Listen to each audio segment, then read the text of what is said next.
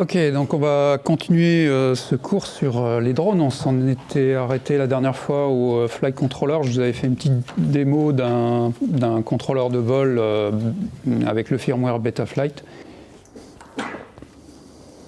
Alors, on passe maintenant à la frame. La frame qui est la structure en fait du drone, qui peut être faite en carbone, en fibre de carbone, comme par exemple à droite, vous avez un bras qui supporte un moteur au bout, et donc qui est relié au corps du drone par des vis. Donc c'est un montage par vissage, essentiellement. Le carbone est extrêmement léger et extrêmement solide, mais il peut casser. Donc lorsqu'il y a des chocs importants, vous pouvez avoir des bris nets de parties de morceaux de drone en carbone. C'est pour ça que vous avez souvent des pièces détachées comme ça que vous pouvez acheter à l'unité, et notamment les pièces les plus fragiles sont ces fameux bras support de moteur. Bon, il faut déjà y aller pour les casser, mais ça arrive notamment quand on fait soit des essais expérimentaux en labo, où on teste des lois de commande et puis ça se passe mal, ou aussi quand on fait du drone acrobatique, de course, du freestyle et on se loupe, donc là aussi ça peut causer des dégâts. Donc c'est relativement robuste, c'est très léger, c'est très rigide, ça a des modes propres très haute fréquence, le carbone. Mais sachez qu'on peut aussi faire des frames en plastique. D'ailleurs, tous les drones DJI, le drone que je vous ai montré la dernière fois, le Rise Tello, ils sont entièrement en plastique.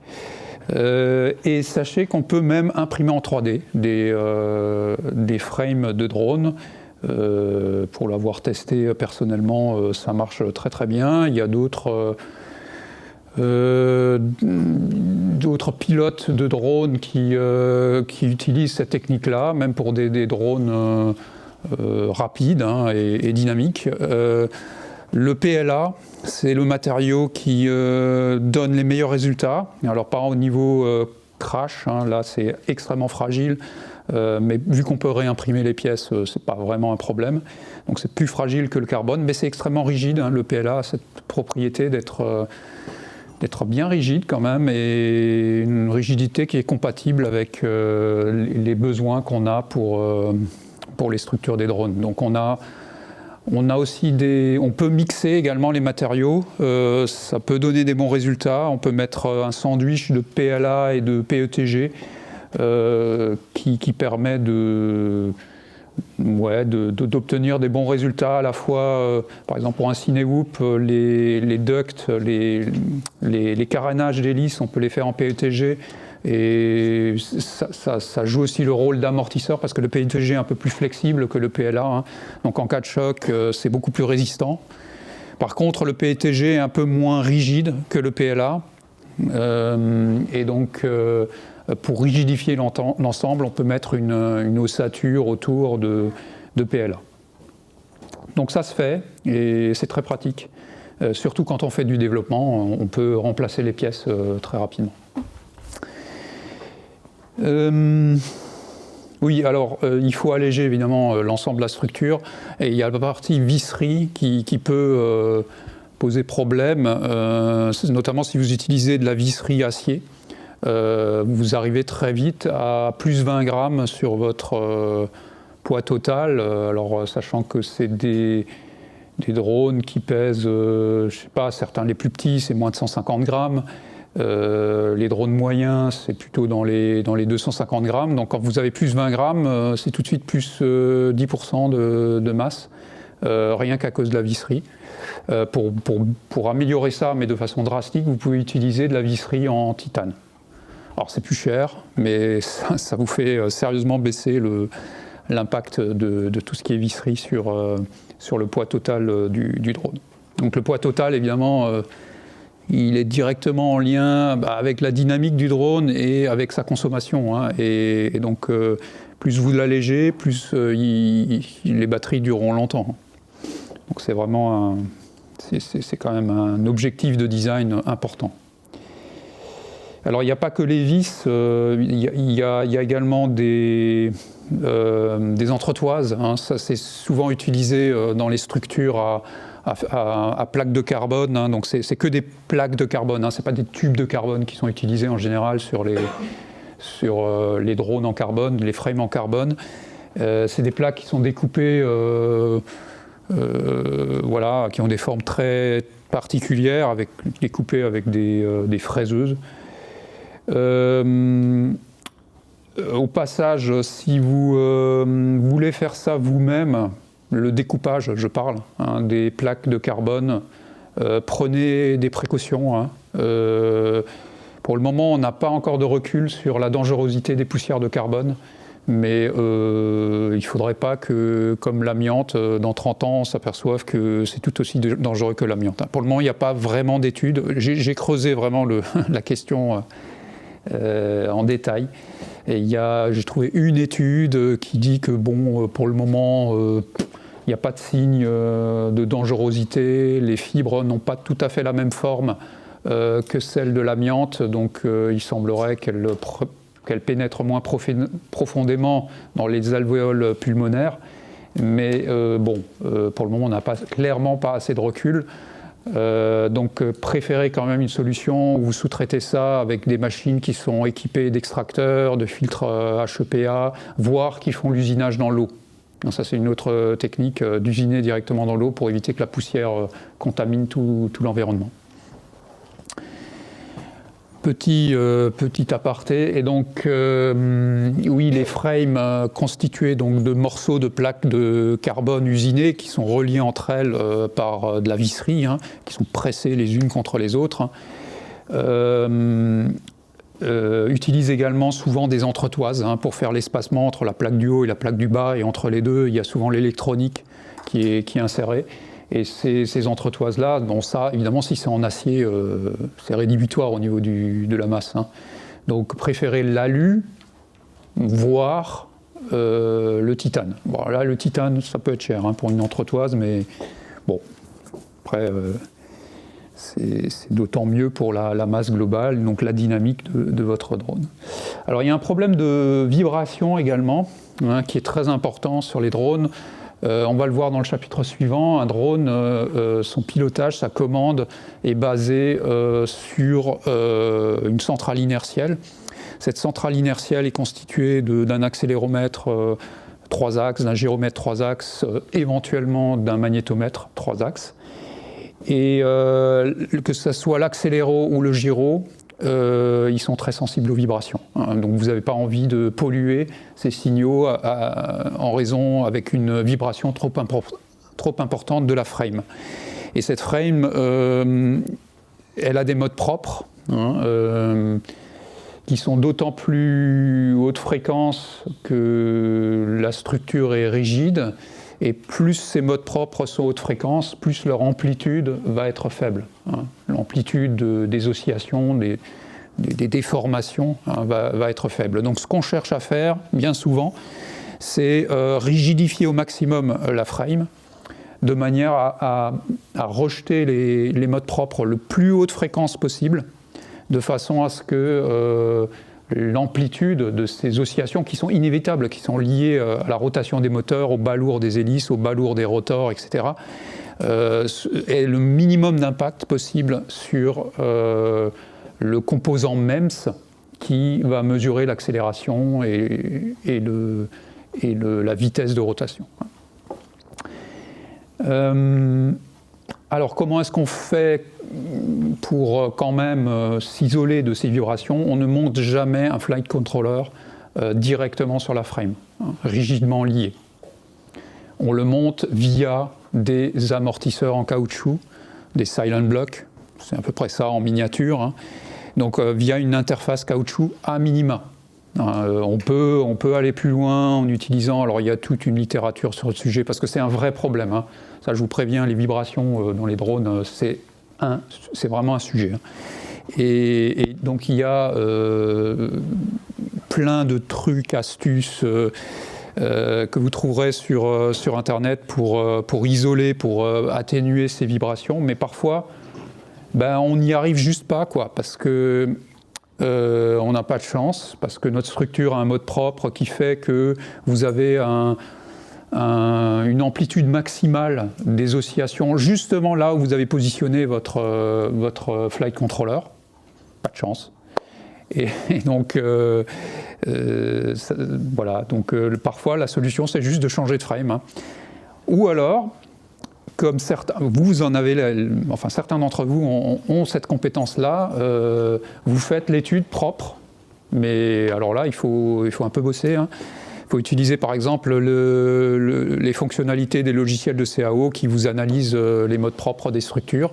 Encore faut-il renseigner correctement les paramètres des matériaux, ce qui n'est pas du tout évident hein, quand vous avez des matériaux du type impression 3D. Alors là, déjà, ça dépend du remplissage, de la forme du remplissage, du taux de remplissage, du plastique utilisé. Si vous utilisez du PLA, il y a différents types de PLA avec différents dopants et ça va avoir des caractéristiques mécaniques différentes. Donc c'est pas du tout évident. Si vous utilisez du carbone, des fibres de carbone, ça va dépendre du nombre de couches, de la façon dont on va croiser les couches. Hein, il y a certains angles. Il y a des plaques avec des angles droits, une alternance particulière entre les angles des fibres d'une couche à l'autre. Donc il y a vraiment beaucoup de possibilités et configurer le logiciel de CAO pour qu'il calcule correctement les modes propres, c'est un vrai travail, quoi. Il y en a qui l'ont fait. Il y a notamment, dans le domaine même des hobbyistes, hein, il y a des gens qui ont des compétences assez pointues. Et il y a une chaîne YouTube, je ne sais pas, oui, je la mentionne en bibliographie à la fin, qui s'appelle un YouTuber qui s'appelle Chris Rosser, qui est consultant, enfin c'est un ingénieur, et il est consultant dans l'aéronautique. Donc il a, lui, je pense que c'est un des YouTubers dans le domaine qui a le contenu le plus pointu du point de vue scientifique.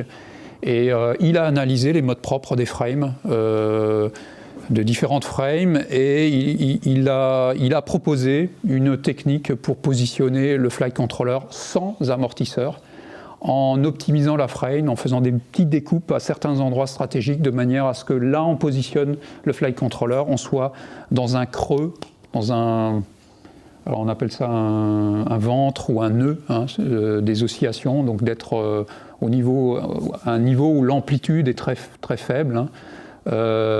Et tout ça, c'est optimisé par le calcul, hein, et en faisant des découpes très précises à certains endroits, de manière à ce que là on place le flight controller, ça vibre presque pas. Alors cette technique-là, c'est une technique avancée, hein. C'est pas à la portée même de la plupart d'entre vous. Mais sachez que ça existe, et si vous avez ce genre de problème-là, ça peut être une solution, surtout que un certain nombre d'entre vous maîtrisent par exemple Creo, qui a cette fonction-là. Et évidemment c'est compliqué, c'est chronophage, et la plupart du temps ce qu'on fait, c'est on essaye d'abord les techniques simples qui consistent à rigidifier la structure déjà, serrer toutes les vis, hein, première étape. Ensuite peut-être ajouter de la matière par-ci par-là, mais c'est de la bidouille, hein. C'est clairement ça, c'est de la bidouille. Hein. Mais bon, si on arrive à gagner, je ne sais pas, une semaine d'optimisation en serrant quelques vis, bon, c'est une bidouille qui est raisonnable, on va dire. Et mettre des isolants, hein, donc des caoutchoucs plus ou moins épais. Alors il y a aussi des gels, sachez-le, qui sont particulièrement efficaces, mais le problème c'est qu'ils vont réduire la bande passante de votre mesure et voire introduire des modes propres supplémentaires basse fréquence, parce que ce gel est très très élastique, mais il amortit. Alors il y a un autre, il n'y a pas que l'IMU qui est sensible aux vibrations, il y a également les caméras embarquées éventuelles. Hein, donc si vous voulez faire de l'asservissement visuel comme ça, comme on le fait de plus en plus souvent, même les DJI font de l'asservissement visuel, vous pouvez lui demander de vous suivre, hein, et c'est la caméra qui va vous suivre, vous centrer dans l'image, va conserver une certaine attitude relative entre vous et le drone. En recherche, on le fait assez fréquemment, donc c'est une caméra embarquée qui est donc fixée sur la frame.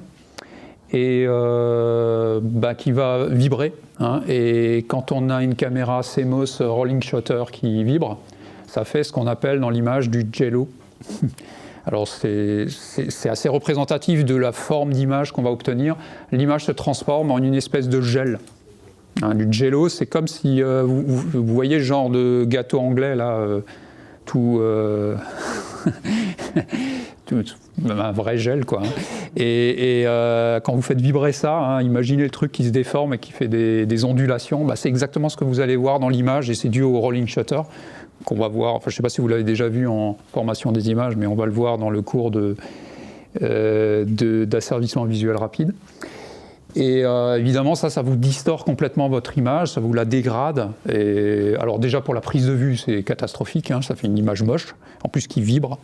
Et pour les traitements d'image, ça va vous dégrader votre asservissement. Hein. Vous allez extraire des primitives d'une image qui vibre comme ça, qui est détériorée, non seulement spatialement, mais également temporellement, c'est la totale. Et donc c'est clair que là, ça va introduire du bruit dans votre asservissement, donc ça ne va pas du tout être souhaitable. Donc la caméra aussi, il faut l'isoler des vibrations. Donc ça se fait, par exemple, quand on met une GoPro sur un drone, on la monte sur un support TPU. Donc c'est souvent par impression 3D qu'on fait ça. Hein. Donc on imprime un support mou en TPU. Hein. Le matériau, c'est souvent du TPU. Et ça permet de bien isoler en général ces vibrations et de limiter le jello. Voilà pour la frame. Alors, j'ai parlé de caméra. Donc, c'est souvent un accessoire qu'on trouve sur les drones. Et il y a la problématique de la transmission. Donc, sachez qu'il existe deux moyens de transmettre l'image, depuis un drone jusqu'à la base au sol. Le moyen analogique, old school, à éviter. Actuellement, c'est vraiment, il n'y a plus aucune raison d'utiliser l'analogique, hein, sachant qu'on a des moyens numériques qui sont extrêmement performants et pas chers et légers.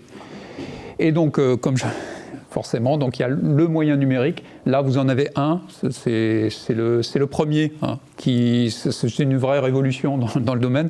Parce que avant ça, je pense que c'est sorti en 2019, quelque chose comme ça. Et avant ça, c'était vraiment la galère. Hein. La transmission analogique, elle est soumise à toutes les perturbations possibles et imaginables. Hein. Si vous avez quelqu'un qui...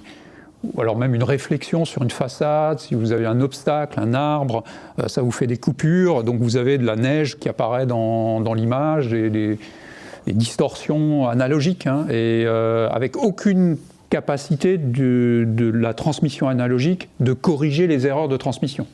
Le propre du numérique, quand même, c'est sa capacité à corriger les erreurs de transmission, parce que cette transmission envoie des codes d'erreur, des codes de correction d'erreur. Ça s'appelle le Forward Error Correction, FEC, qui permet d'ajouter à la trame numérique des paquets supplémentaires, 20% de paquets en plus, qui vont être utilisés uniquement si on détecte un problème de checksum dans ce qui arrive.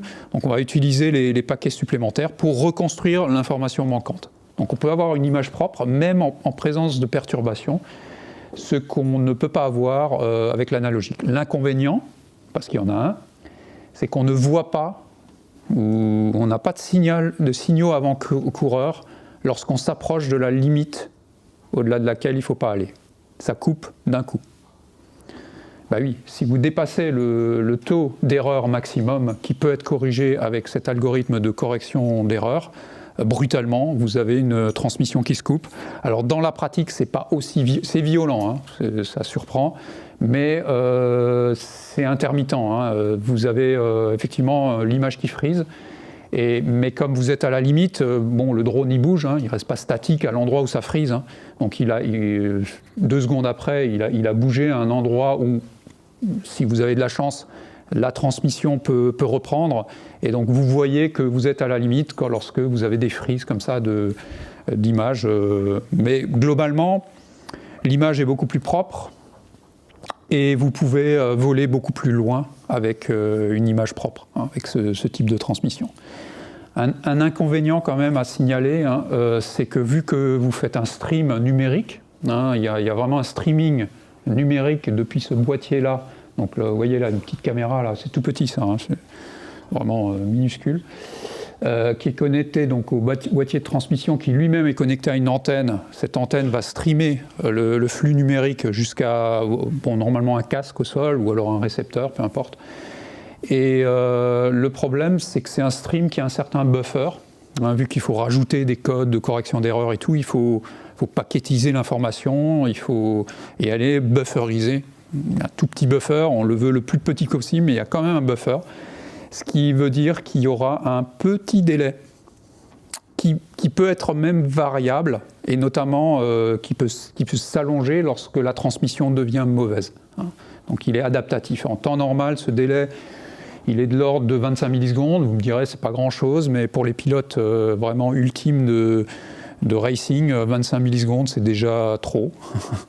Ils sont plutôt habitués à moins de 10 millisecondes, comme on en a dans l'analogique. Et ça peut monter jusqu'à, je sais pas, 80 millisecondes lorsqu'on a une situation où la transmission est mauvaise. Alors 80 millisecondes, ça, tout le monde le remarque, hein, par contre. Il n'y a pas besoin d'être pilote de racing pour voir que ça commence à laguer. Et c'est très important, quand on verra le cours d'asservissement visuel, on verra que le retard dans la boucle d'asservissement est critique sur sa bande passante. Et là, en l'occurrence, quand on pilote un drone à la main avec le retour visuel au niveau des lunettes, on fait quelque part un asservissement visuel où l'humain est dans la boucle. Il faut avoir vraiment instantanément le retour visuel de nos actions, des actions qu'on fait avec les joysticks. Et s'il y a un lag entre les deux, ben on pilote moins vite et on est moins réactif et on pilote moins bien et voire on se prend un obstacle parce que ça n'a pas réagi assez vite. Donc ce retard-là est vraiment, les fabricants cherchent à le minimiser et il y a d'autres solutions que DJI. Bon, DJI, c'est quand même un peu propriétaire, hein, même très propriétaire. Il y a maintenant d'autres solutions qui sont très très similaires à ça. Il y a Avatar, je crois qu'il s'appelle, ou Avatar, je ne sais plus. Walksnail, je pense que c'est une spin-off de DJI, tellement c'est similaire. On a l'impression qu'ils ont rebooté une autre société juste pour contourner les problèmes de loi, enfin bon, de réglementation, et notamment sur la puissance d'émission de leur transmetteur, parce qu'il peut être débridé très très facilement, hein. Il suffit de mettre une carte SD avec un petit mot-clé dessus, juste un fichier, et vous pouvez passer de 25 milliwatts, qui est légal en France, à jusqu'à 1,2 watts. En tout cas, il y en a une troisième qui s'appelle HD0, qui est assez, là, plus petite. C'est que des sociétés chinoises, hein, pour info. Ouais, les Chinois sont très bons en drone. Et donc là, il y a une société qui s'appelle HD0 qui produit un transmetteur numérique qui, lui, a la latence la plus faible, hein, de tout l'écosystème des transmetteurs numériques, qui est assez open source, là, pour le coup, hein, qui se démarque de DJI et même de Walksnail par rapport à son côté ouvert, et qui est ouvert au point qu'on peut, de l'autre côté, connecter n'importe quel récepteur HDMI, hein, pour faire ce qu'on veut avec le flux vidéo, pas seulement du FPV. Et donc ça peut être vraiment intéressant pour la recherche, hein, d'utiliser ce type de transmetteur-là. Voilà. Et donc il y a quand même une autre fonction à cette transmission vidéo, c'est d'envoyer au sol en incrustation sur la vidéo de la caméra embarquée tous les paramètres de vol importants, notamment la tension batterie. Bon, ça c'est le plus important à surveiller en permanence, hein. Si vous faites du FPV, il ne faut surtout pas descendre sous le seuil où la tension batterie commence à chuter, parce que là, ouais, vous avez un gros risque de crash et de casser en plus définitivement votre batterie. Donc la tension, c'est important. La durée de vol, bon, c'est accessoire. Vous avez une petite flèche qui vous dit où vous êtes. Parce que quand vous volez comme ça avec un casque, les paysages, dans un paysage, mettons dans les Alpes, vous n'êtes jamais venu à cet endroit-là, les vallées se ressemblent. Votre drone, il peut très bien aller dans une vallée et puis vous êtes dans la vallée d'à côté et vous n'avez pas remarqué que vous êtes dans la mauvaise vallée, quoi. Donc vous remontez la vallée, je suis où, quoi. Donc comment je fais, où est-ce que j'atterris? Surtout qu'on ne l'entend pas forcément lorsqu'il est très loin. Et donc vous avez un GPS, vous pouvez, c'est souvent un accessoire qui est monté sur les drones, un GPS qui indique donc au contrôleur de vol où il est, et aussi où il est par rapport à la position où il a décollé, et vous avez une petite flèche sur le retour vidéo qui vous indique où vous êtes là. Donc dans ce cas-là, il suffit de se tourner dans le sens de la flèche, d'aller tout droit, et là vous êtes sûr d'arriver à l'endroit où vous êtes pour le faire atterrir. Il y a aussi le niveau de, ça aussi c'est important, le niveau de réception, la qualité de réception du flux vidéo qui est indiqué en temps réel. Ça peut vous donner une indication surtout en numérique, sur la proximité de la limite au-delà de laquelle il ne faut pas aller. Qu'est-ce qu'il y a d'autre d'important? Vous pouvez afficher le courant, la puissance en watts, enfin plein de trucs. Voilà, toute la télémétrie, hein, c'est extrêmement paramétrable. Hein, et donc ça, c'est en général la fonction du transmetteur vidéo d'à la fois d'incruster ces données-là dans l'image de la caméra. Alors, quelles sont les fréquences? Donc, pour celui-là, la fréquence est aux alentours de 5,8 GHz. La distance max, là pour le DJI, les autres c'est un peu inférieur. Hein. Le DJI, il est quand même, quand il est sorti, il était vraiment en avance sur son temps et il reste en avance. Le HD0 n'a pas un range aussi grand, par exemple, mais bon, il est beaucoup plus réactif, il a d'autres avantages. Et on peut aller à peu près à 2 km. Hein. N'espérez pas aller de façon safe à plus de 2 km avec ce genre de transmission, mais c'est déjà pas mal, hein, 2 km. Et ça dépend de plein de choses. Hein. Ça dépend de la puissance. Hein. Si vous êtes à 25 mW, c'est clair que 200 mètres, c'est déjà beaucoup. Si vous êtes à 800 mW, vous pouvez atteindre les 2 km, 1,2 watts, là où c'est un peu plus confortable. Le type d'antenne est très important. Si vous avez le gain de l'antenne est très important, hein, donc notamment les drones qui doivent aller loin ont des antennes beaucoup plus longues que les drones qui volent, des drones de course qui volent aux alentours. Et il y a aussi la problématique de l'antenne de réception. Vous avez des antennes qui sont omni, où là vous pouvez tourner votre tête un peu partout, le drone peut voler tout autour de vous.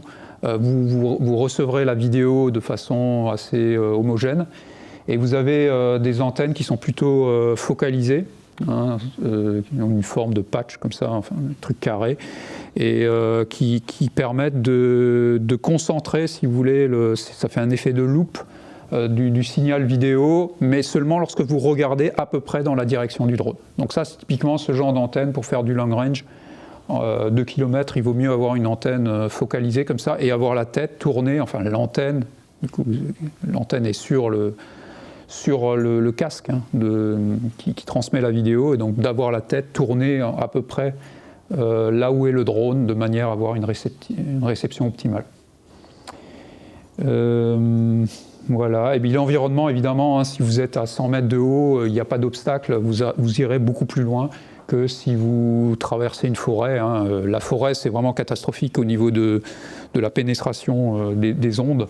Vous n'arriverez jamais à 2 km en étant dans une forêt, hein. C'est pas possible.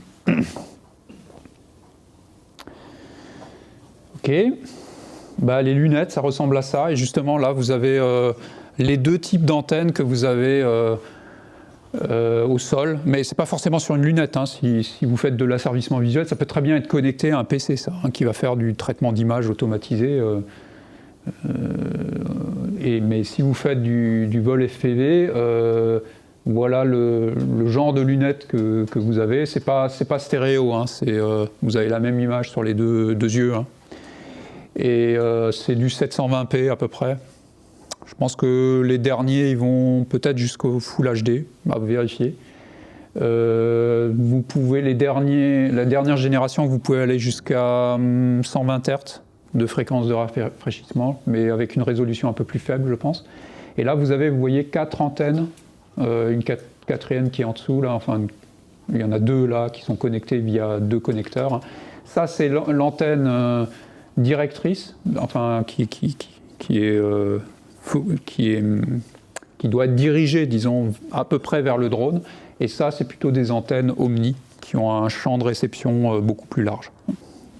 Sur la plupart des lunettes en conditions nominales, c'est-à-dire en conditions où la transmission est correcte, vous avez une latence glass to glass. Alors glass to glass, ça veut dire de l'optique de la caméra jusqu'à la vitre de votre écran que vous avez devant les yeux. Donc on peut faire des mesures, hein, vraiment glass to glass. Il y a des protocoles pour ça, qui sont relativement bien maîtrisés et qui permettent effectivement de garantir que ce délai, hein, glass to glass, reste en dessous des 50 millisecondes. Si ça dépasse ça, là on commence à le percevoir et ça devient dérangeant. Alors on passe maintenant à la télécommande. Donc là, il y a toujours un mode manuel, hein, même si vous faites de la recherche en drone, la législation vous impose de pouvoir basculer à tout moment en mode manuel, hein, parce que quand vous avez un autopilote, surtout s'il est expérimental, parfois ça se passe mal. Et donc, pour éviter que le drone se crache, voire qu'il crée des dégâts, qu'il aille n'importe où, voire se fracasser sur une voiture ou encore pire sur un public, il faut pouvoir désactiver en temps réel très rapidement l'autopilote et passer en mode manuel. Et la télécommande que vous utilisez, elle répond à une certaine norme. Alors il y a mode 1, mode 2, mais bon, la plupart des gens fonctionnent sur le mode 2, qui est celui-là, hein, et qui correspond à une configuration des joysticks pour les différents axes du drone. Alors le mode 2, c'est avec le joystick. Alors le joystick de gauche, tous les joysticks, enfin tous les axes ont un ressort qui ramène le joystick au centre, sauf le throttle. Donc là, vous voyez, il est incliné vers le bas, là. Il n'y a pas de ressort qui le ramène au milieu. Comme sur une console de jeu, par exemple, hein, où vous avez les joysticks qui arrivent systématiquement, lorsque vous les lâchez, qui retournent au centre. Ici, il y en a un seul qui ne retourne pas au centre, c'est l'axe vertical. Et ça, c'est le throttle, et le throttle, c'est donc la poussée globale vers le haut, hein, de tous les propulseurs. Donc la force, vous commandez là directement la force verticale vers le haut, hein. Plus vous montez le joystick, plus ça va faire tourner les hélices rapidement. Et évidemment ça, vous allez la servir, alors tout dépend sur quel drone vous êtes, hein, avec quel drone vous volez, hein, mais en mode, disons, FPV normal, hein, vous essayez d'asservir la position de ce throttle pour que le drone reste en place. Et c'est vous qui faites l'asservissement, hein. Donc vous voyez dans les lunettes si vous montez ou descendez, et vous allez jouer sur ce joystick pour faire l'asservissement de hauteur, tout simplement, hein, parce que vous n'avez pas de capteur là pour le coup, hein. Le seul capteur, c'est votre vision. Ensuite, donc le throttle, c'est pour la hauteur, en gros, hein, et après, vous avez roll pitch yaw, qui sont respectivement donc le roll, c'est le joystick de droite, l'axe horizontal. Le pitch, c'est ce même joystick de droite, l'axe vertical. Et le yaw, c'est l'axe horizontal du joystick de gauche. Et donc, il y a quand même une différence suivant les modes de vol. D'ailleurs, les flight controllers peuvent être basculés dans principalement, si je schématise, 2 modes de vol. Le mode angle, hein, qui consiste en fait à commander directement avec les joysticks les angles de roll pitch yaw. Donc, en mode angle, lorsque vous inclinez ça par rapport à la position d'équilibre, lorsque vous l'inclinez de 20 degrés, vous le poussez, le drone il va s'incliner de 20 degrés. Vous le relâchez, il va se remettre à 0. Donc ça c'est le mode angle où pour roll et pitch, yaw je ne sais pas, je vole jamais en mode angle, je ne sais pas ce que ça fait pour yaw. Je pense que yaw c'est quand même la commande de vitesse de yaw. Ça reste la commande de vitesse de yaw, mais pour roll et pitch, en gros, les angles du drone, c'est les angles du joystick de droite. C'est facile. Alors ça, c'est en général le mode débutant. Hein. C'est beaucoup plus facile à piloter, forcément, vous relâchez le joystick, il se remet droit. Hein. Donc si vous avez fait n'importe quoi, vous vous retrouvez à l'envers, lâchez le joystick, il se remet droit. Par contre, c'est un mode où vous commandez la position angulaire du drone. Et c'est pas du tout un mode de commande optimal du drone. D'ailleurs, même quand vous faites la commande automatique de drone, vous commandez les vitesses et pas les positions. Si vous faites un asservissement du drone, un autopilote de drone, la commande va commander les vitesses de roll pitch et non pas les angles de roll pitch. Parce que c'est beaucoup plus performant, tout simplement, de faire comme ça. Et quand c'est l'humain qui le fait, par son asservissement visuel à lui, évidemment, c'est tout aussi... c'est la même chose. Hein. C'est beaucoup plus performant. Vous pouvez être beaucoup plus... faire là, pour le coup, des loopings, hein, alors que vous pouvez pas le faire en mode angle. Hein. Il n'y a pas assez de débattement pour les joysticks. Par contre, le mode, alors l'autre, il s'appelle le mode accro, pour acrobatie. Bon, c'est le mode où vous commandez directement les vitesses. Donc là, dans ce mode-là, si j'incline de 20 degrés, comme avant, le joystick vers le haut, bah, il ne va pas s'incliner de 20 degrés. Il va se déplacer angulairement, suivant le pitch vers l'avant, d'une certaine vitesse qui correspond à ce débattement vers l'avant du joystick. Donc il va faire ça. Si je le laisse comme ça, il va faire ça. Et il va tourner en permanence à une vitesse qui correspond à cette consigne de vitesse. Idem, si je le fais en horizontal, hein, je le déplace de 20 degrés ou à fond. Hein, donc là, il va tourner à fond suivant cet axe. Alors là, vous pouvez régler le gain. Hein, ça s'appelle les profils. On peut régler la sensibilité. Quand je fais 20 degrés d'écart de mon joystick, ça fait tant et tant de tours par seconde. Et il y a un asservissement qui tourne, oui. Sur ArduPilot, ce sont les mêmes modes de vol qui existent ou ils ont des noms différents? Je ne connais pas ces ArduPilot, mais normalement, ces modes de vol sont assez standards. Hein. Si, dans le cadre de vos recherches ou de vos développements, vous faites vous-même un contrôleur de vol, il ne faudra pas commander en position. Hein. Ou alors, votre drone, il va très très lentement. Mais si vous voulez faire comme les Suisses, par exemple, un drone qui fait du racing de façon automatisée, avec une caméra, c'est impossible de faire ça en mode angle. Hein, impossible. Si vous voulez être dynamique, avoir des débattements angulaires importants, une très bonne réactivité de l'asservissement, il faut commander en vitesse. Mais c'est beaucoup plus dur. Hein. Du coup, piloter en mode accro, alors ça étend les possibles, le champ dynamique possible du drone. Par contre, il faut 20 heures d'apprentissage hein, pour arriver à stabiliser le drone. Ça ne se fait pas avec un drone réel, ça se fait avec un simulateur. J'en parle pas là dans cette intro, hein, mais il existe plein de simulateurs sur Steam par exemple. Hein. Il y en a plein, il y en a au moins 3. Qui ont une physique relativement proche de la physique du vrai drone. Vous pouvez connecter votre télécommande, celle-là, vous pouvez la connecter au simulateur directement et vous pouvez vous entraîner.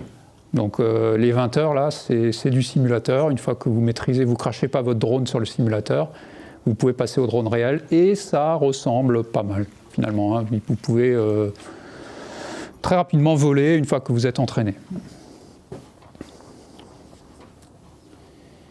Alors, au niveau du protocole, c'est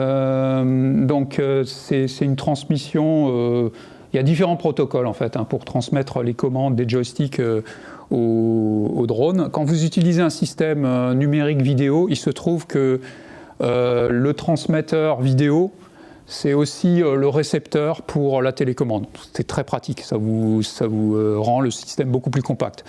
Quand vous étiez en analogique, ou alors avec certains transmetteurs vidéo comme HD0, lui il fait que la vidéo et il vous faut aussi un récepteur pour la télécommande en plus. Donc une antenne aussi en plus. Alors qu'avec le système DJI par exemple, l'antenne elle fait à la fois la réception des informations de la télécommande et l'émission des trames vidéo de la caméra. C'est beaucoup plus compact au niveau connectique et au final ça peut être plus léger aussi.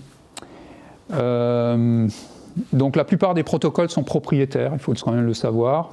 Bon, ils sont numériques évidemment. Et on est ça dépend des constructeurs. Vous pouvez être dans la bande des 900 MHz, 2,4 GHz, voire 5,6 GHz.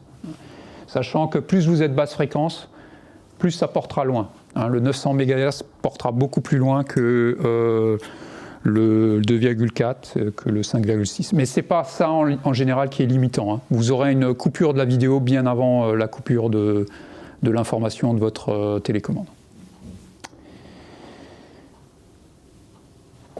Bon, j'ai fini cette intro, enfin presque. Là, je vais vous parler maintenant de la suite de ce cours. On va attaquer un peu la partie théorique, parce que c'est quand même assez théorique comme domaine. Et à la fois au niveau de l'estimateur d'attitude, vu que vous l'avez compris, un drone se pilote essentiellement en roll pitch yaw. Encore faut-il pouvoir estimer ce roll pitch yaw correctement. Donc là, c'est ce qu'on va voir dans le chapitre 1, l'estimation d'attitude. Ça porte un nom, c'est un acronyme, ça s'appelle AHRS. C'est le module qui va vous reconstruire l'attitude pour, par exemple, faire un autopilote. C'est cet autopilote-là qui va envoyer les consignes de vitesse aux asservissements PID de vitesse, ou voire mieux, ça peut être du feedback linearization, qui tient compte de la dynamique du système, et qui va donc faire naviguer le drone là où vous voulez, à la fois en attitude, c'est-à-dire en angle, mais aussi en position. Donc on verra ça c'est un bloc très important, et j'en profiterai donc pour introduire les quaternions, parce que les quaternions c'est vraiment là on ne peut pas s'en passer, pour les drones, notamment les drones qui sont très agiles et qui font des loopings. Si vous n'utilisez pas les quaternions, vous passez tout le temps dans un gimbal lock, quoi. C'est juste pas possible.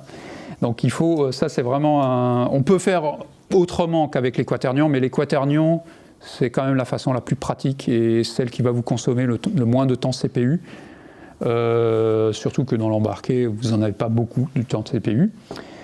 On va voir donc comment implémenter un filtre de Kalman pour reconstruire l'attitude. Je vous ferai une petite démo avec un smartphone. Et vous avez une appli MATLAB mobile, vous pouvez d'ailleurs l'installer, elle existe sur Android et sous iOS, et vous pouvez streamer en fait les données du capteur inertiel de votre téléphone, et on va utiliser ça pour reconstruire. Je vais faire des mouvements avec mon téléphone, on va utiliser le reconstructeur d'attitude là que j'ai du cours, que je vais vous présenter, que j'ai programmé sous Simulink, et on va voir s'il reconstruit bien l'attitude, les mouvements de mon téléphone. Ça sera tout à la fin de ce chapitre 1. Ensuite, chapitre 2, on va voir la modélisation dynamique de notre quadrotor, avec d'abord la modélisation des thrusters. Quel est le lien entre vitesse de rotation des hélices et poussée, ce genre de choses. Quel est le modèle du moteur? Là, je ne vais pas m'appesantir parce que vous avez eu la dernière fois donc, des séances qui parlaient de ça, normalement qui ont dû évoquer ça. Et on va voir notamment et plus particulièrement donc, la dynamique, le modèle dynamique du drone dans son ensemble. qui va être utilisé ensuite dans le dernier chapitre, ce modèle, pour faire la commande. Alors, il faudra parler de l'allocation, de poussée, parce qu'il y a 4 thrusters sur un quadrotor, et donc comment est-ce qu'on passe d'un certain torseur d'effort désiré à des forces exercées par les thrusters. Donc il y a ce qu'on appelle une matrice d'allocation, on parlera de ça. Et on va voir comment réaliser un asservissement d'attitude et ensuite de position et attitude pour suivre une trajectoire avec ce drone. Voilà le plan. Et je vous ai mis quelques liens de sites web fameux dans le domaine du drone. Vous avez le site Oscar Liang qui est une ressource incroyable sur toute la technologie de ce domaine. Hein. Donc là, vous aurez vraiment toutes les infos techniques, très techniques, hein, sur les composants essentiels des drones. C'est de bonne qualité, hein, très bonne qualité même. Betaflight.com, là c'est la page principale de Betaflight qui vous donne le lien aussi vers le GitHub. Donc si vous voulez voir à quoi ressemble le code source d'un flight controller, ben ça c'est le pointeur qu'il faut suivre. Vous avez un lien HRS readthedocs.io qui donne là des documentations assez complémentaires avec la partie le chapitre 1 là, que je vais vous présenter, et qui notamment donne d'autres estimateurs HRS hein, qui sont assez populaires, d'une façon assez pédagogique, je trouve. Et là, je vous ai également mis la page ressources d'un fabricant de centrales inertielles qui s'appelle VectorNav et qui détaille assez bien les concepts de cette reconstruction d'attitude et notamment orientée vers ces produits évidemment. Par ailleurs, je vous conseille 2 chaînes parmi toutes les chaînes YouTube qui traitent de drones. Je vous en conseille 2. Celle de Joshua Bardwell qui est vraiment on va dire le Squeezie des drones. Ah non, mais encore plus que ça, Squeezie c'est au niveau national. Je ne sais pas comment il s'appelle, le YouTuber mondial. Hein? Comment il s'appelle? MrBeast. Ok. Bon, et ben voilà, Joshua Bardwell, je pense que c'est celui qui a le plus d'abonnés hein, de toutes les chaînes de drones. C'est quand même assez... c'est pas light au niveau technique, on apprend vraiment pas mal de choses. Par exemple, il a fait le test de batterie, là. Si vous surchargez une batterie, bon, personne ne l'avait fait, c'est intéressant de voir ce que ça donne quand même. Il y a plein de choses comme ça, hein. C'est très orienté FPV évidemment, très orienté hobby, mais bon, c'est quand même une ressource intéressante. Par contre, si vous voulez quelque chose de beaucoup plus technique, c'est la chaîne de Chris Rosser, qui lui est ingénieur, spécialiste de l'aéronautique, et donc là vous apprendrez des trucs. Là c'est vraiment du niveau, enfin c'est un niveau que vous pouvez comprendre et vous pouvez creuser parce qu'il donne souvent des liens de bibliographie, etc. C'est vraiment très intéressant. Alors voilà pour cette introduction. On va terminer cette introduction comme d'habitude. Chacun de mes cours, à l'issue des chapitres, on fait un petit quiz. Donc vous flashez ce code-là. Et je vous laisse 5 minutes pour renseigner ce quiz et qu'on va corriger ensemble juste après. Ok, 5 minutes se sont écoulées, donc on va corriger ça. Ouais, la moyenne est à 2,5 pile poil, donc c'est pile poil la moyenne, vous avez la moyenne. Donc, quelle est la tension minimale d'une batterie 6S? On avait dit 3,5 volts par cellule x 6, bah, ça fait 21 volts.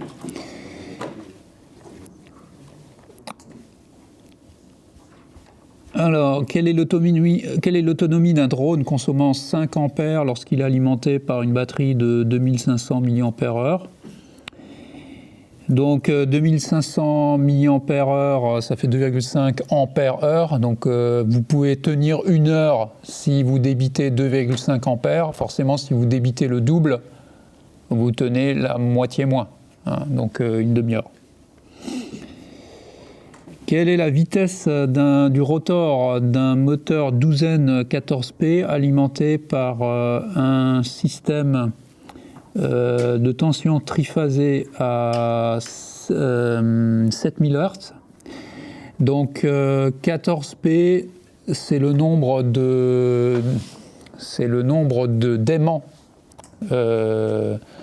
C'est pas les paires d'aimants, hein. C'est pas les paires de pôles, hein. C'est le nombre de pôles, hein, de la cloche de l'outrunner. Et donc le nombre de paires de pôles, c'est 7. Et donc vous avez pour 7000 Hz, ça va faire 7000 divisé par 7 tours par seconde, hein. Il faut diviser par le nombre de paires de pôles pour obtenir la fréquence en Hertz de la rotation. Et donc, pour ramener ça à 1 minute, hein, vous multipliez par 60, donc ça fait 60 000 tours par minute. Quel est le pas d'une hélice 30-45 x 3 ? Donc 30 c'est 3,0 pouces de diamètre. 45 c'est 4,5 pouces de pas. Donc c'est là, dans ce cas-là, c'est 4,5 pouces. Et le x3, le x3, c'est 3 pales. Donc ça, c'est une convention de... Oui. Vous pouvez expliquer la dénomination ? Le 30, 45 les premiers 2 digits, c'est le diamètre en pouces de l'hélice. Donc le premier chiffre, c'est le nombre de pouces, et le deuxième, c'est le nombre de dixièmes de pouces, hein. Les 2 suivants, c'est le premier digit, c'est le nombre de pouces du pas, et le deuxième digit, c'est le nombre de dixièmes de pouces en plus, quoi. Donc 4,5, et le X3, X6, X5, ce que vous voulez, c'est le nombre de pales.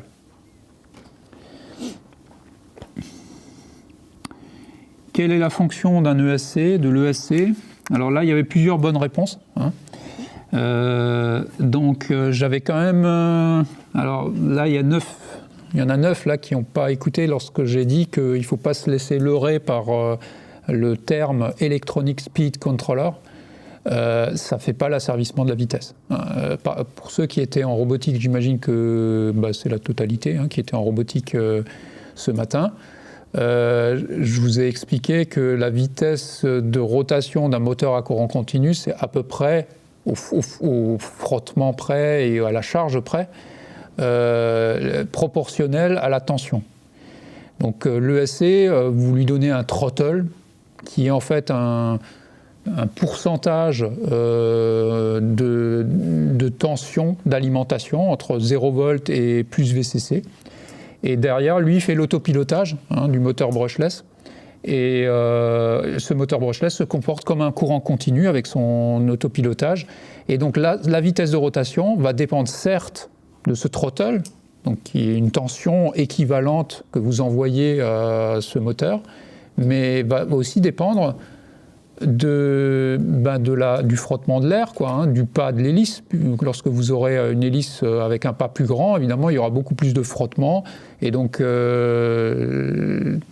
c'est pas exactement un asservissement de vitesse. Un asservissement de vitesse, c'est quand on mesure la vitesse et qu'on compare avec la vitesse désirée et qu'on a un correcteur qui va augmenter ou diminuer le throttle pour réguler la vitesse à ce qu'on veut. Ça fait pas ça. Alors pour info, au labo, donc, on a besoin, nous, de réguler précisément la vitesse, parce qu'on va le voir dans le chapitre suivant, enfin dans le chapitre 2 en l'occurrence, la poussée du thruster est proportionnelle au carré de la vitesse de rotation. Donc si on contrôle la vitesse de rotation, on contrôle directement la poussée, précisément. Et on est indépendant de la chute de tension des batteries ou d'une pale qui n'aurait pas exactement les mêmes caractéristiques que l'autre, enfin ce genre de choses. On est complètement indépendant des erreurs de modèle, voire des KV qui seraient différents entre moteurs. Hein.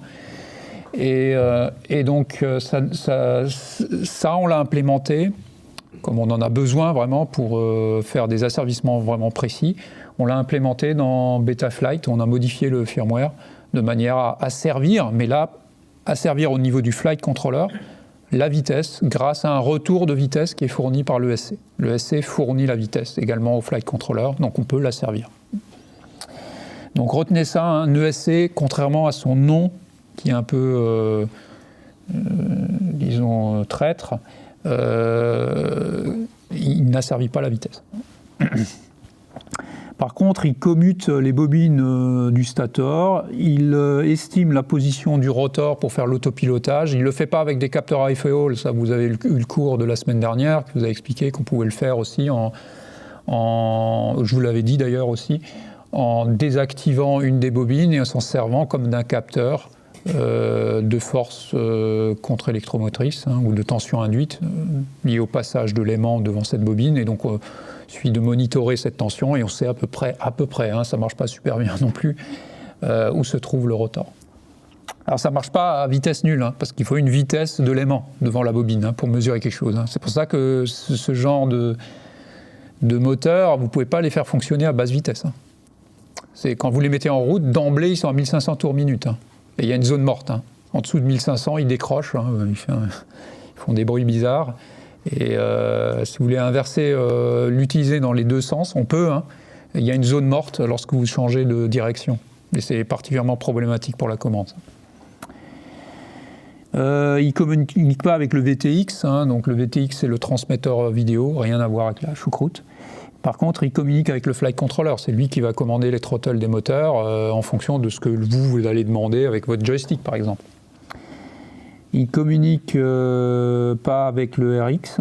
Le RX, c'est pas directement. Hein. Il communique via le flight controller. C'est le flight controller qui communique avec le récepteur des signaux de la télécommande et qui va convertir ça en throttle pour les ESC. Et c'est le flight controller qui va envoyer des commandes de throttle. Il réceptionne des trames D-Shot. Alors ça, c'était une bonne réponse, mais personne ne l'a coché. Hein, le protocole habituel de communication entre le flight controller et le ESC, c'est un protocole numérique qui s'appelle D-Shot. Et il commande le throttle, oui, c'est ça qui est commandé, c'est pas la consigne de vitesse, c'est ce qu'on appelle le throttle, mais le throttle, c'est l'équivalent de la tension qu'aurait un moteur à courant continu, donc c'est un pourcentage de la tension d'Alim, donc de la tension des batteries. Historiquement, d'ailleurs, c'était un rapport cyclique. Avant d'avoir des shots, vous envoyiez un rapport cyclique qui, en pourcentage, correspondait au pourcentage de tension de batterie équivalent que vous vouliez envoyer au moteur. Voilà, donc c'était quand même nécessaire, hein, ce petit quiz là, je vois. Donc, bon, ben... Les slides sont à votre disposition. Bientôt, il y aura la vidéo également à disposition. Hein, donc, vous pourrez vous repasser ça si vous n'avez pas trop bien compris. Et donc, s'il n'y a pas de questions, on va passer au chapitre suivant. Monsieur, oui. Pour l'ESC, il récupère les infos du capteur IFEOL. Il n'y a pas de capteur IFEOL. Comme je vous l'ai dit, on est tellement dans le low cost qu'on ne peut pas se permettre même de monter un capteur IFEOL sur le moteur. Si vous concevez vous-même votre drone à partir de ce qui existe, hein, sur l'étagère, les composants habituels, hein, donc notamment des drones de course, FPV et compagnie, les moteurs ne sont pas équipés de capteurs et les ESC ne sont pas équipés d'entrée pour ces capteurs. Tout simplement. Et ils estiment la position du rotor pour faire l'autopilotage en n'alimentant pas les trois phases en même temps. Du coup, on perd une phase sur les trois. On a 30% de couple en moins quelque part, hein, parce qu'on utilise une des phases pour faire des mesures, parce qu'on n'a pas de capteur. Alors qu'on pourrait l'utiliser si on avait un capteur, pour lui envoyer du courant et pour avoir un peu plus d'interaction électromagnétique avec les aimants. Mais vu qu'on n'a pas de capteur, on est obligé de l'utiliser pour faire de la mesure. Et donc, ce n'est pas un moteur qui fonctionne dans son mode de fonctionnement optimal, mais il est particulièrement bon marché. C'est des moteurs qui coûtent 25 € grand max, les plus chers. Et les ESC, 4 ESC, ça coûte à peu près 4 ESC 50 ampères, ce qui est quand même le standard actuellement. Donc 50 ampères par ESC, hein, donc 200 en tout. Ça coûte moins de 100 €. Vous regardez chez Maxon les variateurs 10 ampères brushless, c'est 800 €. Voilà, hein, on peut pas. Mais là, il y a des capteurs IFE-Hall, on fait les choses proprement et tout. Voilà, c'est pas du tout le même domaine. Mais vous pouvez pas monter du Maxon sur un drone, c'est beaucoup trop lourd hein, aussi. C'est pas du tout fait pour. Hein, c'est une autre technologie, hein, clairement. Ok, donc s'il n'y a pas d'autres questions, on va passer maintenant au chapitre 1. Donc on a 34 slides là sur l'AHRS. Donc je rappelle, AHRS c'est du logiciel hein, qui va, enfin c'est couplé à du matériel évidemment avec les composants MEMS qui mesurent l'accélération, la vitesse de rotation et le champ magnétique. Et AHRS, ça veut dire Attitude and Heading Reference System. Alors, on distingue, historiquement, dans l'aéronautique, on distingue l'attitude du heading. Historiquement, l'attitude, c'est juste roll pitch, et heading, c'est le yaw. Le heading, c'est la direction dans laquelle on va. Hein. Mais bon, ça c'est historique, hein. Donc c'est resté dans AHRS, on distingue les deux, attitude et heading, mais, donc ça fait roll pitch yaw, H hein, finalement. Mais bien souvent, de plus en plus souvent actuellement, et l'immense majorité des papiers scientifiques considèrent que l'attitude, c'est les 3 axes de rotation, roll pitch yaw. Ça c'est juste une scorie du passé, on va dire.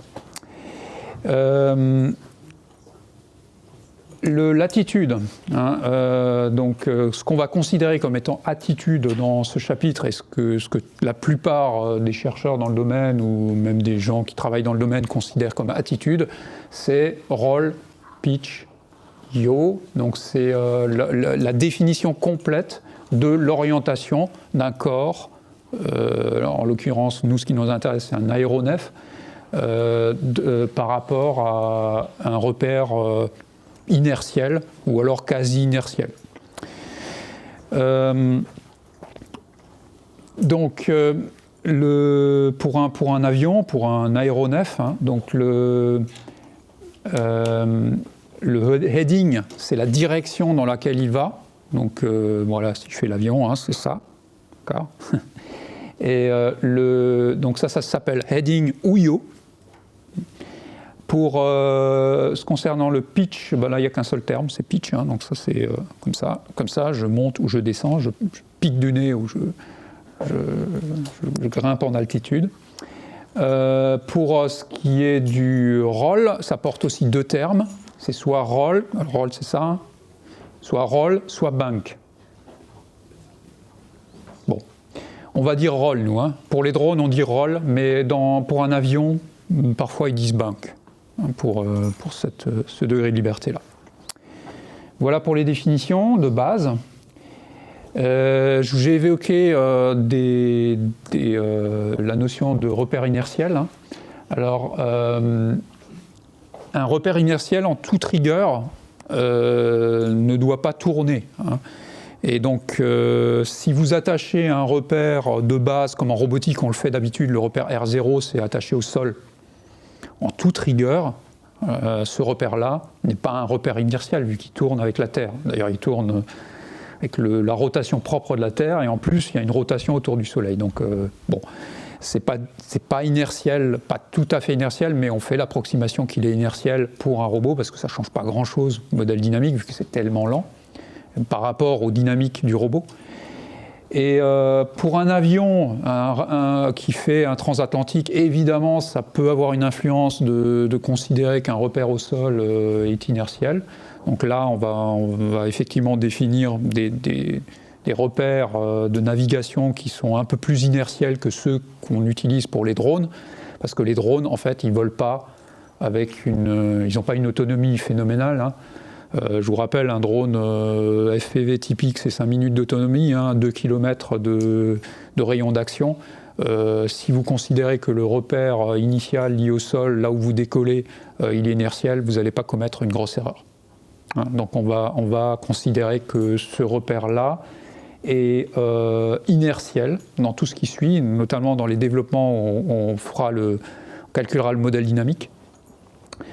Et on a des conventions, 2 conventions en fait. Une qui s'appelle ENU, pour East, North, Down, Up, pardon, ENU, East, North, Up. Donc c'est respectivement X, Y, Z, East, North. Alors le Nord, je ne sais pas où il est par ici, il est plutôt par là. Hein. Donc le ENU, un repère ENU lié au sol ici, là, c'est comme ça, East, l'Est, le Nord et Up, X, Y, Z de ce repère-là. Et l'autre convention, c'est NED, North, East, Down. Donc là, ça serait North, East et Down. Elles cohabitent, ces 2 conventions. Il y a quand même une petite préférence dans l'aéronautique pour la NED. Faut le savoir. Mais il y a des articles, j'ai vu des articles sur les drones. Alors, disons, la règle, je dirais, c'est quand c'est vraiment un drone qui n'a pas de liaison au sol. Souvent, c'est NED qui est utilisé, parce que c'est quand même historiquement, voilà, dans l'aéronautique, on utilise ce repère-là. Par contre, j'ai déjà vu des manipulateurs aériens, mais même pas mal, donc qui ont des liaisons au sol, qui sont suspendus à une grue ou ce genre de choses, qui utilisent la convention ENU. Donc voilà, il faut être flexible, c'est pour ça que je donne les 2. D'ailleurs, j'utiliserai après, il y a un exemple où justement le smartphone, là typiquement, MATLAB a utilisé la convention ENU pour son IMU dans son appli MATLAB mobile. Donc j'utilise ça.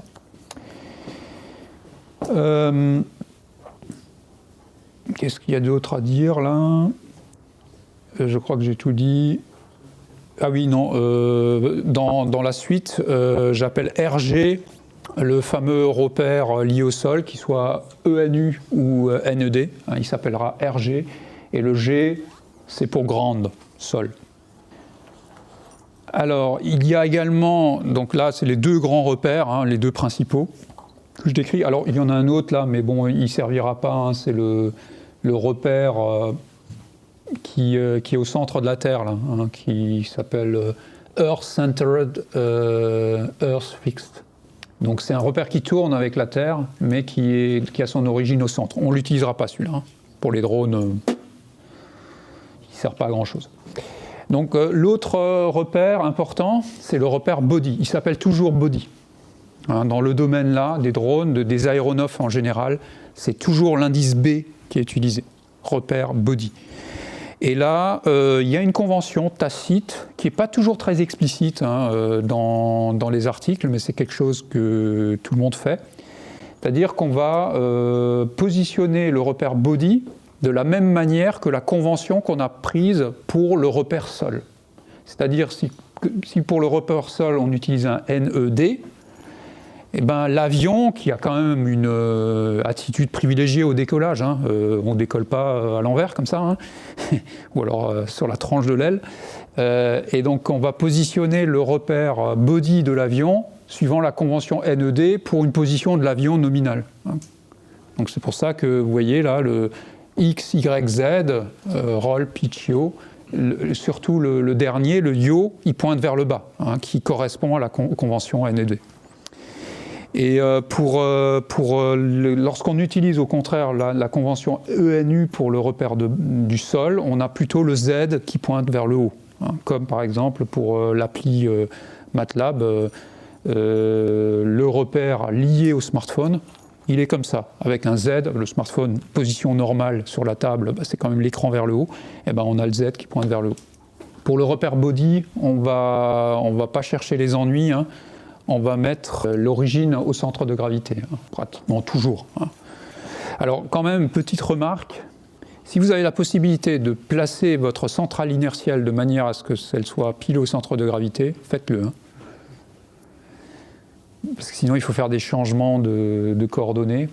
Ça se fait, mais c'est pas. Vous avez de la perte, hein. Quand vous faites ça, il y a de l'information qui se perd, hein. C'est une bonne idée. Alors sur un drone, c'est pas toujours évident, mais souvent on met quand même le flight controller là où il y a la puce IMU au centre du drone, hein. Vraiment à l'intérieur de la frame, entre les deux plaques, hein, et au milieu. Donc c'est vraiment très proche du centre de gravité du drone. Pour un avion, il y a tellement de place que là, je pense que c'est assez facile de le mettre assez précisément au centre de gravité. Pour des trucs un peu plus petits, oui, parfois on n'a pas le choix. Mais dans ce cas-là, il faut faire des changements de repères, et ces changements de repères-là introduisent des pertes.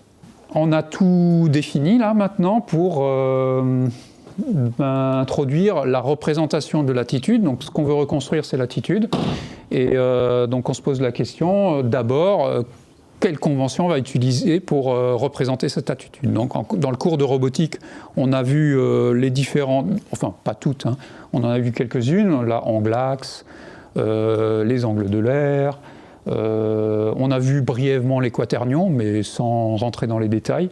Donc là se pose la question de quelle est la meilleure façon de représenter l'attitude pour ce module AHRS. Alors le problème des angles de l'air, c'est le gimbal lock. Et là, je vous ai mis une photo de l'interface homme-machine de la sonde Apollo, donc la mission sur la Lune, hein, 1969, hein, je rappelle, qui non seulement permet aux astronautes de taper des commandes pour l'ordinateur de bord, hein, il y avait déjà un ordinateur de bord, hein, à peu près 100 kHz de fréquence d'horloge, quelque chose de relativement... Pour l'époque, c'était totalement révolutionnaire, hein. Si vous vous intéressez à l'histoire de l'informatique, cet ordinateur-là, c'est quelque chose, hein. Bref, c'est lui qui faisait le pilotage d'attitude, hein, du module, et en utilisant des petites fusées, hein, des petits propulseurs. Alors, dans l'espace, on n'a pas d'hélice, évidemment, mais on a des petits propulseurs qui étaient au sommet d'un cube, hein, et qui permettait d'envoyer des jets dans des directions à 90 degrés. Et c'est le calculateur qui envoyait ces petits pchits là de force, finalement, des impulsions de force, de manière à stabiliser l'attitude de ce module, de manière à ce qu'on puisse atterrir, par exemple, à plat sur la surface de la Lune. Rien que ça. C'est pas l'homme qui faisait... Il pouvait passer en mode manuel, hein, mais c'est le calculateur qui automatiquement faisait cet asservissement. Et à l'époque, ils n'utilisaient pas les quaternions. Ils utilisaient les angles de l'air. Et ils avaient un vrai gimbal. Il n'y avait pas de MEMS à l'époque, hein. Donc il y avait la centrale inertielle, c'était des gyroscopes, un gyroscope, plusieurs même, qui étaient montés sur un gimbal, donc un cardan en français. Et il ne fallait surtout pas que mécaniquement ce gimbal se bloque. Donc ils avaient une alerte. Quand ils approchaient les 85 degrés, il y avait cette lumière-là qui s'allumait.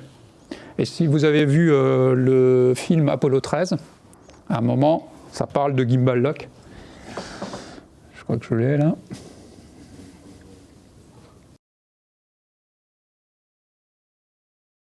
Si vous l'avez entendu, hein, il dit on est très très proche du gimbal lock. Donc quand on s'approchait du gimbal lock, il fallait s'en éloigner. Donc c'est quand même assez problématique, hein. Donc il fallait piloter l'attitude de manière à ce qu'elle ne s'approche jamais de trop du gimbal lock. Bon, s'il y a un moment c'était locké, il y avait une procédure pour le déloquer, mais c'était pénible, quoi. Donc il fallait absolument éviter de se mettre dans cette situation-là, d'où l'intérêt d'avoir un voyant qui prévenait qu'on était à proximité du gimbal lock.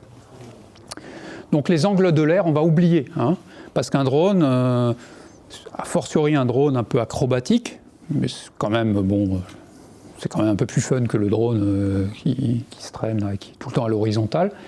En tout cas, pour la recherche, c'est là que se situent les problématiques les plus intéressantes, on va dire, actuellement, hein. il n'est pas question d'avoir un algorithme où il faut éviter le gimbal lock. Hein, c'est juste pas possible. Donc on va éviter et on ne va pas utiliser les angles de l'air. On pourrait utiliser la convention angle-axe, mais le problème avec la convention angle-axe, c'est qu'elle est singulière pour un angle nul. Pour un angle nul, on n'a pas de direction, hein, elle n'existe pas.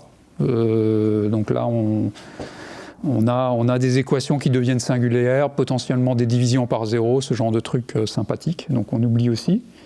On pourrait utiliser la matrice de rotation, parce qu'elle n'a pas de singularité. Par contre, c'est quand même utiliser 9 termes pour modéliser 3 degrés de liberté. C'est quand même un peu très redondant. Hein. Vous avez un degré de redondance très important avec la matrice de rotation, donc forcément vous aurez des calculs plus compliqués si vous utilisez ça. Et si vous êtes sur un système embarqué, potentiellement, ça va consommer beaucoup plus de ressources. Donc le quaternion, comme on va le voir, utilise 4 coordonnées. Alors c'est un peu redondant quand même, hein. Vous avez une contrainte de norme égale à 1. Mais comparé aux 9 termes de la matrice de rotation, c'est quand même beaucoup plus compact comme représentation de la rotation. Et surtout, il n'y a pas de singularité, il n'y a pas de gimbal lock, il n'y a pas tous ces trucs qu'on a avec la plupart des représentations de la rotation. Alors pour info, les quaternions, c'est assez vieux. Ça a été inventé par William Rowan Hamilton. Je pense que c'est le Hamilton du Hamiltonien, en 1843, même en octobre 1843. Et si vous baladez dans la ville de Dublin, que vous allez en bas, en contrebas du pont qui s'appelle Brougham Bridge, il y a cette plaque en mémoire de Hamilton, parce que c'est là qu'il a eu son Eureka, un peu comme... c'était pas dans son bain, mais là c'était en pêchant, je crois qu'il était pêcheur, ou alors il se baladait là il a eu un flash à cet endroit-là. Bon, alors quel genre de flash il a eu? Alors c'est assez élégant, hein, bon là, faut aimer les maths, hein, faut aimer l'élégance des maths pour percevoir ça, mais l'algèbre des quaternions est quand même assez confortable, on va dire, parce que d'une part, vous pouvez extrapoler des choses que vous savez déjà.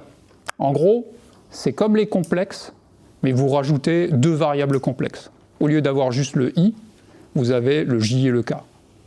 Bon, là, si je vous dis ça, c'est sûr que ça ne va pas trop vous parler pour le moment, mais les règles, il y a plein de règles que vous connaissez déjà qui vont être relativement similaires, des règles de calcul.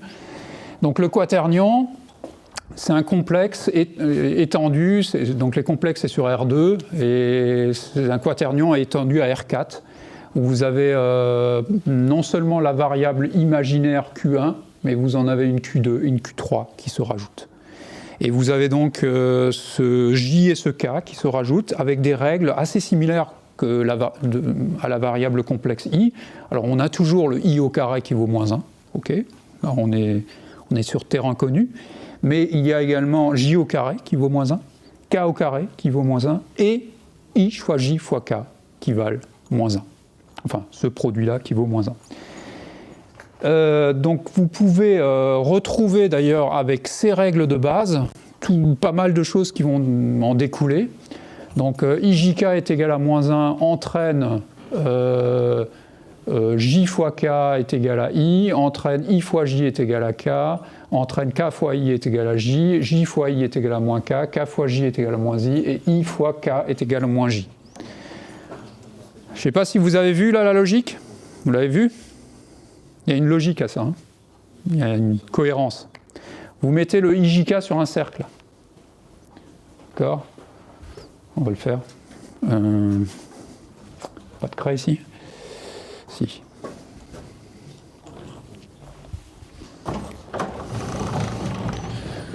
Vous faites un cercle là, alors qui tourne dans le sens horaire, mettons. Hein. I, J, K. Donc, I fois J est égal à K. J fois K est égal à I. K fois I est égal à J. Vous tournez dans l'autre sens, vous mettez un signe moins. J fois I est égal à moins K. I fois K est égal à moins J. D'accord? Facile à retenir. Bon, ça c'est les règles de base. Les notations, bon, il y en a plusieurs. Alors, il y a la notation complexe, hein, mais un complexe, on peut aussi le noter avec une parenthèse où on met la partie réelle, virgule, la partie imaginaire. Donc, on a aussi ça avec les quaternions, sauf qu'on en a 4 là dans la parenthèse. On a aussi la forme vectorielle. Bon, ça, c'est un peu moins souvent qu'on l'utilise avec les complexes, mais pour les quaternions, on aime bien mettre les 4 termes sous la forme d'un vecteur, parce qu'on peut aussi utiliser l'algèbre linéaire des matrices là, pour faire des calculs sur les quaternions. Donc c'est assez pratique parfois de le mettre sous la forme d'un vecteur à 4 termes, un vecteur colonne. Et parfois on sépare la partie ce qu'on appelle scalaire. Donc pour un complexe, le Q0 c'est le scalaire, et la partie réelle, et le Q1 c'est la partie imaginaire. Et là ça serait une partie imaginaire qui serait un vecteur, qu'on appelle la partie vectorielle du quaternion, et qui serait le vecteur de dimension 3, qui contient Q1, Q2, Q3. Hein, et ça, on appelle ça la partie vectorielle du quaternion, par opposition à Q0, qui serait la partie scalaire du quaternion. Donc ça, c'est une définition, c'est des règles de nommage, finalement, qu'on utilise avec les quaternions. Bon, voilà les bases. Pas grand-chose à savoir. Hein. Bon, évidemment, comme d'habitude, quand on voit un nouvel objet mathématique, ça peut paraître un peu intimidant au début, mais c'est la pratique, finalement, de ces objets-là, et les exercices qui permettent de se familiariser avec l'outil, et surtout, ensuite, de voir à quoi ça sert concrètement. C'est un outil avant tout. Pour nous, on ne va pas faire des maths pour faire des maths. Là, je vous présente ça parce que c'est un outil extrêmement puissant pour faire un AHRS performant. Alors, on va définir maintenant le produit de quaternion qui va nous servir à faire des changements de repères après. On n'y est pas encore tout à fait, hein, mais c'est ça qui va nous servir à faire des changements de repères. Donc, le produit de quaternion, là, je vous l'ai mis sous la forme scalaire plus vecteur. Vous voyez, quand c'est en gras, hein, chez moi, c'est systématiquement soit des matrices, soit des vecteurs. Hein. Donc, je fais le produit P0 plus P, donc qui est le quaternion P, hein, donc, où j'ai séparé la partie scalaire de la partie vectorielle. Je fais le produit avec Q0 plus Q, qui est le quaternion Q. Je distribue, hein, donc ça fait P0 fois Q0, plus P0 fois Q, plus Q0 fois P, plus P fois Q.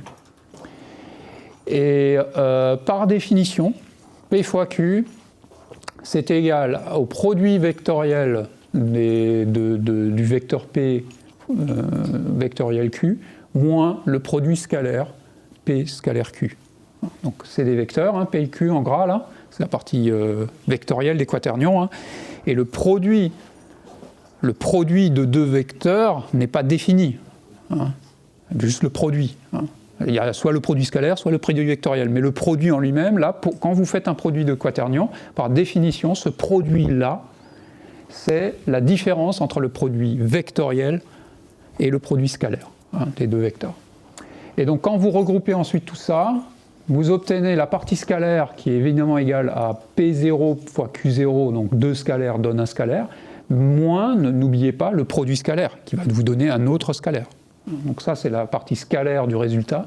Et la partie vectorielle, c'est le P0 fois le Q plus le Q0 fois le P, plus le résultat du produit vectoriel, là, celui-là, et qui est évidemment aussi un vecteur.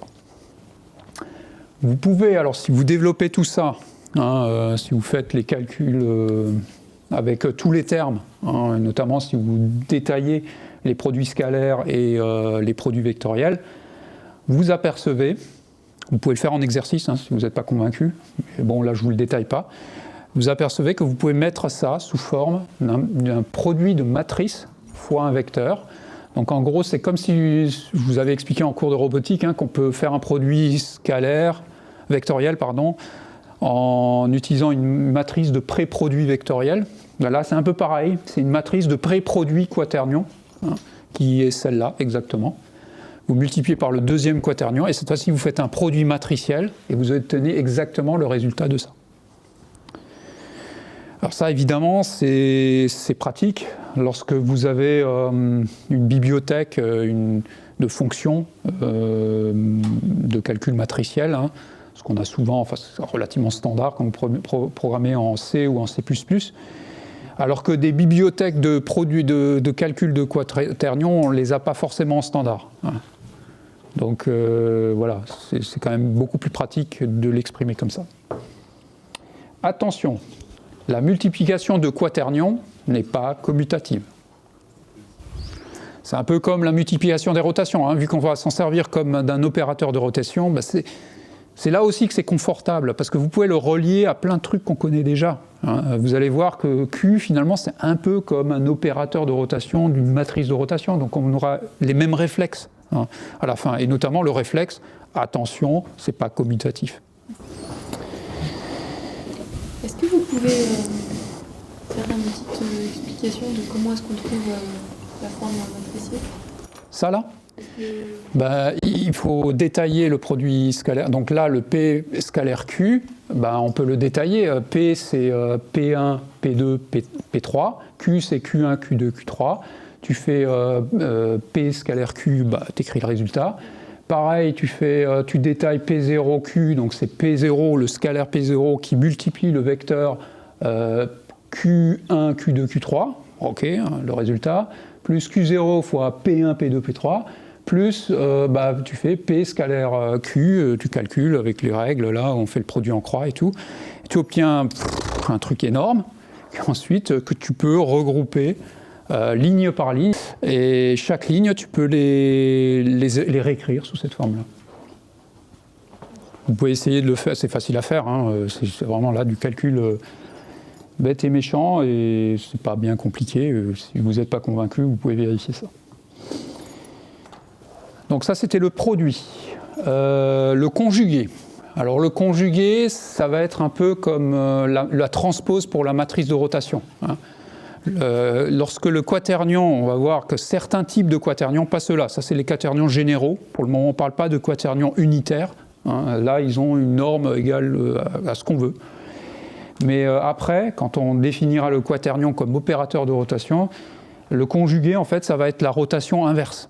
C'est un peu au quaternion ce que le transpose est à la rotation, ce conjugué. Et le conjugué, c'est super simple, c'est encore plus simple qu'une transpose. Il suffit de prendre le quaternion initial et de mettre des moins sur toutes les parties, tous les termes vectoriels. Donc Q est égal à Q0 plus Q1i plus Q2j plus Q3j, Q conjugué. Donc Q étoile est égal à Q0 moins Q1i moins Q2j moins Q3k. Super simple.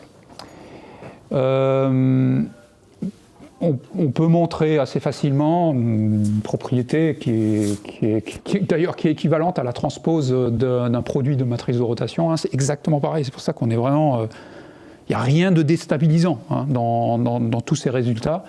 Le conjugué d'un produit de quaternion, c'est le produit tourné dans l'autre sens, hein, des conjugués des termes de la multiplication. Donc QP conjugué est égal à P conjugué fois Q conjugué. Et on a exactement pareil pour les matrices de rotation. R1 fois R2, le tout transpose, est égal à R2 transpose fois R1 transpose. Pareil. La longueur la norme du quaternion, ça aussi, c'est pas un scoop, je pense que c'est relativement naturel, c'est la racine carrée de la somme des carrés de ces termes. Facile. On peut obtenir la norme au carré en faisant le produit du quaternion fois son conjugué. On peut le démontrer assez facilement, hein, que ce produit-là, quand on fait ce produit-là, on obtient le carré, donc c'est-à-dire le carré de la norme, c'est-à-dire Q0 carré plus Q1 carré plus Q2 carré plus Q3 carré. Par ailleurs, la norme au carré d'un produit de quaternion, si on utilise les propriétés précédentes, on peut l'écrire d'abord en respectant la définition, en utilisant ça, hein, donc c'est QP fois QP star. On peut utiliser ensuite ça, là, hein, en disant que P star Q star est égal à... non, QP d'abord est égal à P star Q star. Et ensuite, on peut voir que là, au milieu, il y a PP star. Donc PP star, c'est P au carré. Ensuite, ça, c'est un scalaire, on peut le sortir. P au carré fois QQ star. QQ star, c'est Q au carré. Donc, on obtient bien P au carré fois Q au carré. L'inverse, par définition, ça c'est une définition, l'inverse d'un quaternion, c'est le conjugué divisé par sa norme. Définition. Évidemment, n'existe que si la norme est non nulle.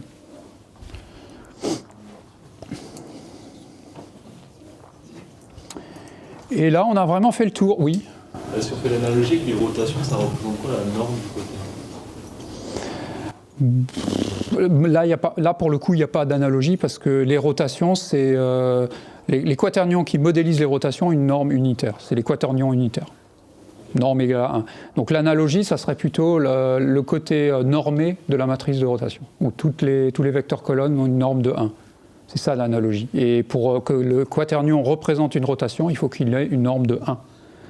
Du coup, son inverse existe tout le temps. Parce que là, l'inverse n'existe pas si pour le quaternion nul. Hein. Mais pour tous les quaternions qui représentent unitaires, qui eux représentent les rotations, l'inverse existe toujours. Donc justement, passons maintenant aux unit quaternions, donc les quaternions unitaires, et leur analogie, la façon dont ils représentent les rotations. Soit une rotation d'angle θ, donc autour d'un vecteur, donc là c'est la représentation angle-axe. Hein. Alors notez le vecteur là, il a 4 coordonnées, donc là c'est quelque chose qu'on fait quand on travaille avec des quaternions. On se permet, disons, cette représentation des vecteurs au sens des quaternions. Hein. N'oubliez pas, lorsque le terme scalaire est égal à 0 et qu'il n'y a que les 3 termes vectoriels, pour les quaternions, c'est considéré comme un vecteur pur. Hein. Quand le quaternion a 0 en scalaire, n'a que des termes non nuls sur la partie vectorielle, on considère que c'est un vecteur. Donc ça, c'est effectivement un vecteur, 0, UX, UY, UZ. Quand je mets le transpose, ça veut dire vecteur colonne. Et cette rotation est représentée par le quaternion unitaire suivant. Donc cosinus θ sur 2 plus sinus θ sur 2, UXI plus UYJ plus UZK, qui peut aussi être mis sous la forme partie scalaire cosinus θ sur 2 plus partie vectorielle, donc là sinus θ sur 2 fois U qui représente UXI plus UYJ plus UZK, qui peut aussi être mis sous cette forme-là, donc là c'est les différentes formes d'écriture des quaternions, hein, avec la parenthèse et puis les 4 éléments, qui peut être aussi mis sous la forme vectorielle, donc c'est la même chose que ça, mais écrit avec des crochets, avec le transpose pour dire que c'est un vecteur colonne, qui peut être aussi mis sous la forme d'une exponentielle de quaternion, avec exponentielle U θ sur 2. Tout ça, c'est équivalent, c'est des notations équivalentes. Ça, ça, ça, ça et ça, c'est pareil. C'est juste d'autres façons, 4 ou 5 façons différentes d'écrire la même chose, le même quaternion. Et ce quaternion-là, écrit sous ces différentes façons, donc représente, modélise la rotation d'angle θ autour d'un vecteur unitaire qui a pour coordonnées UX, UY, UZ. On vérifie que c'est effectivement un quaternion unitaire. Si vous faites la racine carrée de la somme au carré de ces termes, c'est la racine carrée de cos carré de θ sur 2 plus sin carré de θ sur 2 fois ux au carré plus uy au carré plus uz au carré. Ça, c'est un vecteur unitaire. Hein, on a dit unit vector U, vecteur unitaire, donc ça vaut 1. Cos carré plus sin carré est égal à 1. Racine carrée de 1, ça fait 1. Donc on a bien un quaternion unitaire, là. On a l'inverse du quaternion est égal à sa transpose parce qu'il faut diviser par la norme et que la norme vaut 1 ici. Donc l'inverse, c'est simplement le conjugué, pardon, pas la transpose. Et on vérifie que, effectivement, la formule racine carrée de Rθ fois Rθ transpose nous donne bien la norme qui vaut 1. Donc quaternion unitaire. Donc ça, c'est la représentation sous forme de quaternion unitaire d'une rotation autour d'un axe modélisé par le vecteur unitaire U, donc qui a pour coordonnées UX, Y, UZ, et d'un angle θ. Définition. Bon, on arrive à la fin du cours là, donc, enfin à la fin de la séance. Donc la prochaine fois, on finira je vous ferai essentiellement des démos sous Simulink. On fera des exercices aussi, hein. On fera des exos là sur les quaternions d'abord pour vous mettre en jambe un peu. C'est pas très compliqué, il ne faut pas en faire des tonnes non plus. Vous pouvez, vous pouvez retrouver les équations, certaines équations si vous n'êtes pas convaincu. Et à la fin, donc on fera la HRS directement avec le téléphone pour vous montrer comment ça marche.